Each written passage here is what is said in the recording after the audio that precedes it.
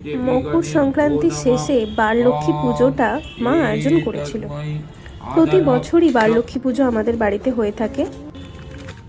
অন্য পুজোর তুলনায় এই পুজোর বিশেষত্ব হচ্ছে নতুন ধান, খই, মুরকি, নতুন গুড়, সঙ্গে হচ্ছে মূলো ফুল, সর্ষে ফুল থাকে এই পুজোতে। যদিও আমাদের বাড়ির কাছাকাছি জমি না থাকার জন্য বাজার থেকেই কিনে আনতে হয় সব কিছু। পুজো শেষ হলে পুজোর পরে খাওয়া দাওয়ার পর্ব।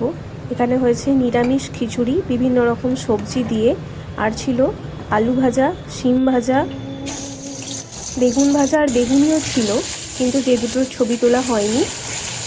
এই দিনটা পুরোপুরি নিরামিষ খাবার হয়।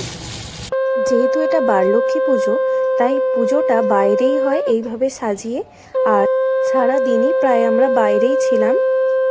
এবার সন্ধ্যাবেলায় শেয়াল বা লক্ষ্মী প্যাঁচার ডাক বা আওয়াজ শুনে তারপরে এইভাবে জল ঘুরিয়ে ঠাকুরকে তুলে আনতে হয় ঘরের মধ্যে।